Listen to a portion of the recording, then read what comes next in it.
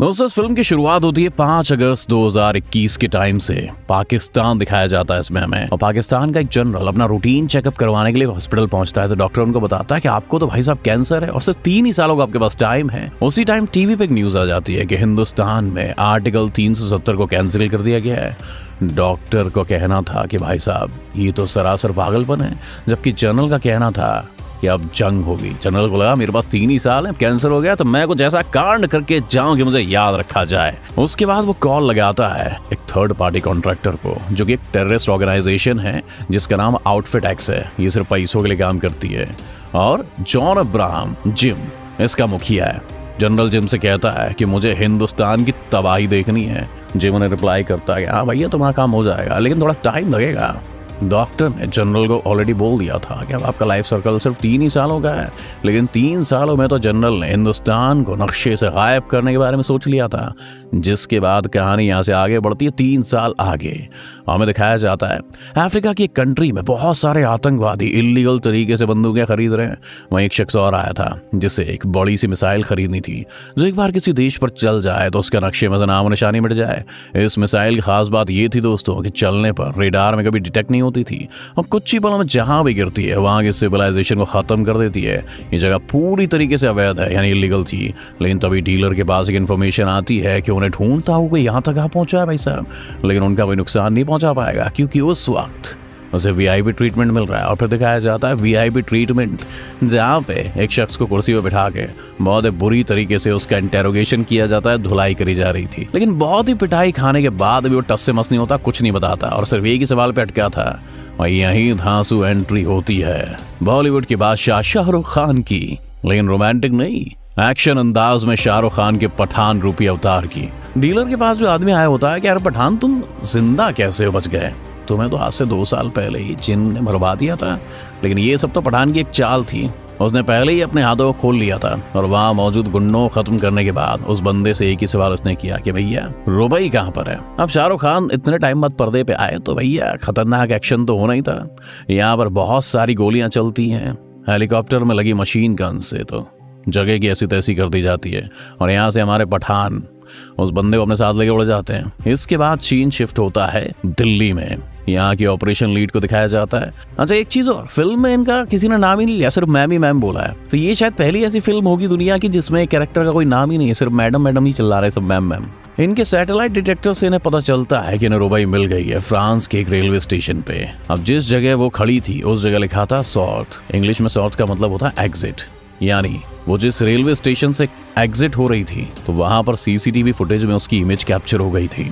Ma'am का रुबई से पुराना 36 का आंकड़ा था, इसलिए वो दिल्ली से एक चार्टर्ड प्लेन में बैठकर रुबई को पकड़ने के लिए फ्रांस निकल जाती है। और इनके साथ बैठा एक एजेंट जो उनसे पूछता है कि क्या रुबई का कोई ताल्लुक पठान से है, जिस पर वो कहती है कि आखिर तुम पठान के बारे में जानते ही क्या हो। बहुत ही क्यूरियसनेस के साथ वो एजेंट फिर से पूछता है, मैंने उनके बारे में कई किस्से सुने हैं, जब भी उनका कोई जिक्र होता है हर कोई बस सहम ही जाता है उनके बारे में, कोई बातचीत नहीं करता। बस क्या मैं जान सकता हूँ कि आखिर उसके बारे में ऐसी क्या बातचीत है जिसकी ज़ुबान पे आते ही सभी के लफ्ज़ थरथरा जाते हैं।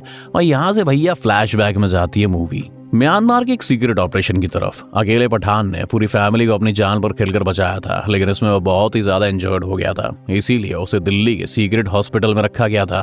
और जब हमारी डिम्पल जी उनसे मुलाकात करने के लिए गई तो उन्हें पता चला कि उसने तो अपनी बॉडी को पूरी तरह से रिकवर कर लिया है, और उसकी बॉडी को पूरा फिट करके एक नए मिशन की ओर लग चुका है, जिसका नाम था चोकर मिशन, यानी कि joint operations and covert research. Pathan का मानना था कि हमारा हिंदुस्तान आए दिन नए नए खतरों से घिरा रहता है। इसी के साथ हमारे कुछ ऐसे जवान भी हैं जिन्हें अंडर एस्टिमेट किया गया है। अगर मैं उन सभी की टीम बना दूं तो हम सभी सीक्रेटली उन सभी का खात्मा कर पाएंगे। लेकिन मैडम कहती है कि हमें इस काम के लिए न जाने कितनी सारी परमिशंस की जरूरत पड़ेगी। क्या तुम इस बारे में सोच भी सकते हो? वैसे भी उनके रिटायरमेंट के दिन आ चुके थे भैया, लेकिन पठान कहता है कि देश के लिए ये करना ये एक सैनिक का असली कर्तव्य होता है। फाइनली मैडम मान जाती है। उसके बाद हमें वहाँ की एक सीक्रेट फैसिलिटी दिखाई जाती है जिसमें जोकर टीम को असेंबल किया जाता है। वहीं पे एंट्री होती है आशुतोष राणा जी की, यानी कि वॉर मूवी के सुनील रूथरा जी की। जी हाँ दोस्तों, इस मूवी में कोई कॉम्बिनेशन है। उनका मानना था कि उनकी टीम वेस्ट ऑफ टाइम है, ये सिर्फ अंडे से निकले छिलके हैं, इन्हें तो अभी तक यही नहीं पता है कि असली मिशन में किन किन प्रॉब्लम्स का सामना करना पड़ता है। जबकि पठान और उनकी टीम उन्हें विश्वास दिलाती है कि हम जिस काम के लिए निकले गुरु, उस काम से सिर्फ और सिर्फ देश की भलाई होगी। हमारे सीक्रेट एजेंट्स के थ्रू हमें ये पता चला है कि दुबई में प्रेसिडेंट की एक स्पीच होने वाली है जहां पर हमारे देश के कुछ साइंटिस्ट भी आने वाले हैं, लेकिन उनकी जान को खतरा है। तो मैं चाहता हूँ कि पुलिस एक्टिविटी को और ज्यादा अलर्ट कर दीजिए और मैं और मेरी टीम बाकी आने वाले खतरों को संभाल लेगी। और फिर हाई बजट वाली मूवी के हाई बजट प्लेसेस को दिखाया जाता है, यानी दुबई की शूटिंग, बड़ी बड़ी गाड़ियां, लंबी लंबी बिल्डिंग्स और काफी सारी पुलिस सिक्योरिटी के बीच से गुजरते हुए हमारे प्रेसिडेंट। तभी पठान को एक चीज क्लिक होती है कि ये सब कुछ तो हमारा ध्यान भटकाने के लिए भी तो हो सकता है। उन टेररिस्ट ऑर्गेनाइजेशन का मेन एम प्रेसिडेंट को नुकसान पहुंचाना था ही नहीं, बल्कि उन 2 साइंटिस्ट को वहां से ले जाना है। जब तक ये बात पुलिस तक पहुंचती है, सभी अपनी पोजीशन ले पाते हैं, तब तक तो दूसरी तरफ जॉन अब्राहम यानी कि जिम पहुंच चुका था अपने बजूका को लेकर और एक ही शॉट में दोनों साइंटिस्ट की कार के चीथड़े कर देता है और अपने चॉपर को बुलाकर उन दोनों को उसके अंदर डालने की कोशिश करता है। लेकिन हमारे पठान साहब कैसे पीछे रह सकते थे? दोनों के बीच में जबरदस्त फाइट होती है। फाइट बहुत ही लंबी चलती है, लेकिन कुछ इंपॉर्टेंट चीजें हैं जो कि इस फाइट के बीच में होती है। जिम के बारे में थोड़ा बता दोस्तों। जिम जो है वो एक एक्स रॉय एजेंट रह चुका है, देश के लिए वो मर चुका है। इन्हीं वजह से वीर गति को प्राप्त होते हुए उसे एक मेडल भी मिला था, लेकिन जिस मिशन के दौरान उसके साथ ऐसा हुआ उसमें उसकी पत्नी और उसका बच्चा भी मारा गया। इसी वजह से अब उसने अपने देश के लिए नहीं बल्कि खुद की जेब भरने के बारे में सोचा और बन गया एक ऐसा कॉन्ट्रैक्टर जो सिर्फ और सिर्फ खुद के फायदे के लिए काम करता है। अब चाहे उसमें किसी देश का नुकसान हो या फिर फायदा, उसे कोई फर्क नहीं पड़ता। हालांकि अपने इस काम में जिम कामयाब तो हो गया था, लेकिन फिर भी पठान हार नहीं मानना चाहता था और वो अपनी टीम से बात करके उसे पकड़ने के लिए स्पेन पहुंच जाता है। पठान को अपनी टीम से रुबीना खान नाम की एक लड़की के बारे में पता चलता है जो कि उनके ग्रुप के साथ काम कर रही थी। इसीलिए जब पठान उस पर नजर रखने के लिए जाता है तो पीछे से जिम और उसकी टीम उसे पकड़ लेती है। अब चूंकि जिम भाई साहब बहुत बड़ा बिजनेसमैन है तो खुद का काम धंधा संभालने के लिए अपने दुश्मन को बिना मारे हेलीकॉप्टर में बैठ के निकल जाते हैं और पीछे अपनी टीम को कह देते हैं कि काम संभाल लियो। और काम में भैया गड़बड़ी हो जाती है, यानी यहाँ पर रुबीना जी मिल जाती है पठान के संग में और कहती है कि जिस तरीके से तुम एक सोल्जर हो और यहाँ पर जिम का खात्मा करने आए हो, वैसे ही मैं भी ISI यानी पाकिस्तान की एक एजेंट हूँ और पिछले 1 साल से जिम के साथ अंडरकवर एजेंट होकर काम कर रही हूँ। अब इन दोनों का टीम तो हो जाता है, लेकिन इनका अगला शिकार था जिम, जो कि पकड़ में कैसे आएगा इस चीज की दोनों प्लानिंग बनाने लग जाते हैं। तभी इन्हें पता चलता है कि जिम अपनी अगली डिलीवरी 1 हफ्ते बाद लेने वाला है, जिसका नाम है रक्त बीज। एक ऐसा केमिकल है जो कि अगर फैल गया आसमान में तो पूरी की पूरी इंसानियत को ही खत्म कर देगा। अब ये रक्त बीज कहीं जिम के हाथ ना लग जाए, इसीलिए दोनों पहुंचते हैं रशिया। लेकिन यहाँ पहुंचने पर इनके सामने एक सबसे बड़ी चुनौती थी, यहाँ का एक सीक्रेट वॉल्ट। ये इतना ज्यादा मजबूत था भाई साहब कि इसे ना ही बम से तोड़ा फोड़ा जा सकता था और ना ही लेजर से काटा जा सकता था और ना ही इसे ड्रिल करके अंदर जाया जा सकता था। खोलने सिर्फ एक ही रास्ता था और वो है इसका ताला और चाबी, जहाँ दोनों ही चीजें 2 अलग अलग शख्स के हाथों में थी। अब हमारे पठान भैया स्मार्ट रॉय एजेंट ठहरे। अब वो क्या करता है, रशिया के एक टर्की ऑफिसर के पास रुबई को भेज देते हैं जो कि उसके फिंगरप्रिंट उठा ले आती है। वहीं एक दूसरी जो कैरन मैडम थी उसके घर वो खुद पहुंच जाते हैं। एक फनी सीन भी था यहाँ पे। फिंगरप्रिंट्स के मिल जाने के बाद इनका अगला टास्क था इन्हीं के ऑफिस से ताले और चाबी को चुराना, जो कि शहर के अलग अलग हिस्सों में थे। और इस चोरी को पूरा करने के लिए ये हेल्प लेते हैं 2 शानदार और प्रोफेशनल पायलट्स की। और काफ़ी मेहनत मशक्कत के बाद में ये लोग उस चोरी को अंजाम दे देते हैं और उसमें से निकाल ले आते हैं रक्त बीज। लेकिन यहाँ एक गड़बड़ हो जाती है दोस्तों, यानी रुबई मैडम पठान को धोखा दे देती है और फ्लैशबैक में ये पता चलता है कि खुद जिम उस रक्त बीज को पाना चाहता था, लेकिन उसके लिए चुराना पॉसिबल नहीं था और पठान ये काम कर सकता था। इसीलिए उसने रुबई को चारा बनाकर उसके पास भेजा।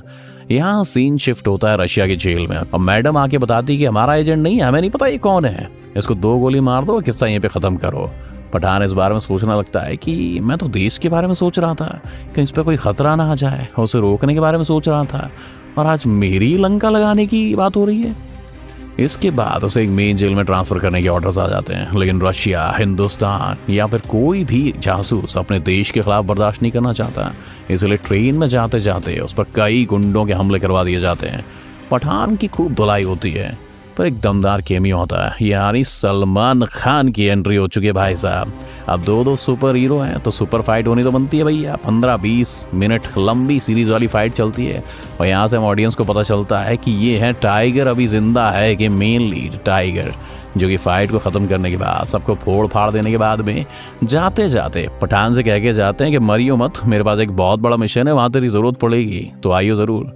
एक पेन किलर वो खुद खाते हैं, एक पठान को खिलाते हैं और वहाँ से निकल लेते हैं। कहानी वापस इंडिया में आती है और यहाँ पर डिम्पल कपाड़िया यानी मैडम जी पहुंच चुकी होती है पठान के पास में रुबई का फोटो लेके और बताती हैं कि हम इसे फ्रांस में ढूंढ चुके हैं।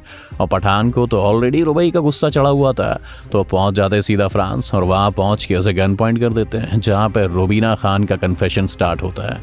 बेसिकली उसके मन में उसकी देशभक्ति जाग चुकी थी, लेकिन जिस काम के लिए उस रक्त बीज का इस्तेमाल करने वाला था जिम, उससे कई सारे मासूमों की जान जाने वाली थी और ये बात पहले रुबई को पता नहीं थी। और जब उसे बात पता चली तो उसका मन बदल गया और फाइनली उसने पठान के साथ टीम अप कर लिया।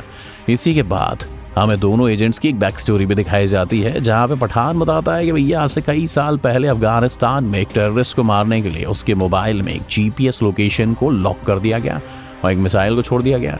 लेकिन बाद में पता चला कि वो इंसान कोई टेररिस्ट नहीं बल्कि एक स्कूल का टीचर था बेचारा। तो उस जगह को पूरी तरह से इवैक्यूएट करवाया गया, यानी खाली करवाया गया और सिर्फ 1 ही मिनट बचा था मिसाइल को उस जगह पर गिरने में। लेकिन पठान ने काफ़ी दिलेरी से उस मोबाइल को आसमान में फेंका और वो मिसाइल उससे जाके टकराई। हालांकि लोगों की जान तो बच गई, लेकिन 3 महीनों तक पठान अफगानिस्तान के इस छोटे से कस्बे में रह गया और कोमा में चला गया। लेकिन वहाँ के लोगों ने उसे सपोर्ट किया कि तू हमारा बेटा है, पठान है, तुझे जब भी हमारी ज़रूरत पड़ेगी हम तेरी मदद करेंगे। वहीं रुबई की बैक स्टोरी दिखाई जाती है कि उसके पापा जो कि आगम इंसान थे और रोज़ अपने काम पर जाते थे, वापस आते थे, एक बार उन्हें पुलिस ने पकड़ लिया और टेररिस्ट घोषित करते हुए उन्हें काफ़ी ज़्यादा मारा पीटा। और यही रीज़न था कि रुबई ने अपनी पहचान छुपाने के लिए सबसे पहले डॉक्टरेट की पढ़ाई करी, उसके बाद अपने मिशन को फुलफिल करने के लिए ISI में ज्वाइन हो गई। इसके बाद सीन शिफ्ट होता है रशिया में। इसके बाद हम देख पाते हैं कि जिस वायरस को जिम भारत पर गिरवाने के लिए बनवाना चाहता था वो कंप्लीट हो चुका है। साइंटिस्ट उससे फिर भी पूछते हैं कि क्या तुम ये करने के लिए तैयार हो, क्योंकि अगर तुमने सचमुच ऐसा किया तो बहुत सारे मासूम लोग मारे जाएंगे।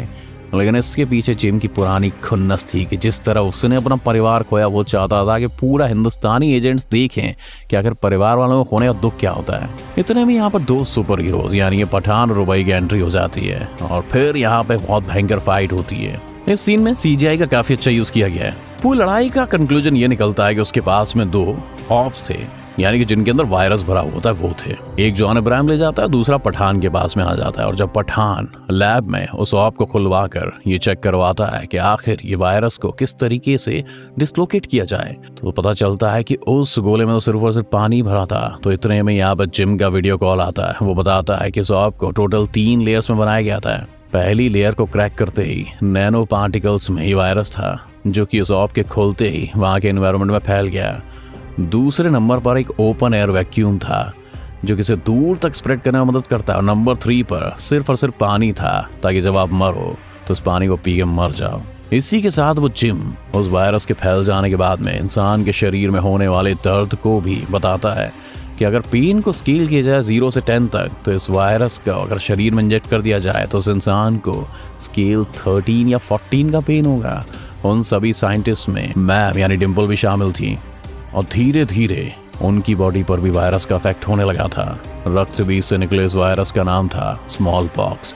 हालांकि काफी सालों पहले इस बड़ी सी महामारी ने हजारों करोड़ों लोगों की लाशें बचा दी थी, लेकिन अब हर देश के पास में स्मॉल पॉक्स का इलाज था। लेकिन जिम इतना बेवकूफ़ नहीं था दोस्तों। पिछले 2 साल से जिन्होंने साइंटिस्ट को इस काम पर लगा रखा था ना, उसका काम था इस वायरस को म्यूटेट करना, यानी कि ये वायरस जहाँ पर भी गिरता सिर्फ 3 घंटों में अपने पेशेंट को इन्फेक्ट करके उसकी जान ले लेता था। यानी अगर ये किसी शहर में गिरा और कोई इंसान अगर उस शहर में 3 घंटे से बाहर नहीं निकल पाया तो वो बीमारी उसके पूरे शहर को ख़त्म कर देगी। अब क्योंकि इस लैब के बड़े से ग्लास कंटेनर में ये वायरस अवेलेबल था, तो यहाँ के साइंटिस्ट अपने आप को कुर्बान करने के लिए तैयार हो जाते हैं, ताकि ये वायरस और बाकी जगह फैल कर बाकी लोगों को इन्फेक्ट ना करें। और यहाँ से आती है कहानी प्रेजेंट टाइम में, यानी कि जिस शख्स को पठान शुरुआत में हेलीकॉप्टर से लेकर भागा था ना, उसकी अच्छे से धुलाई करी जाती है। उससे पूछा जाता है कि अब बता, जिम अपने वायरस और मिसाइल का इस्तेमाल कौन से देश में कौन सी जगह पर करने वाला है।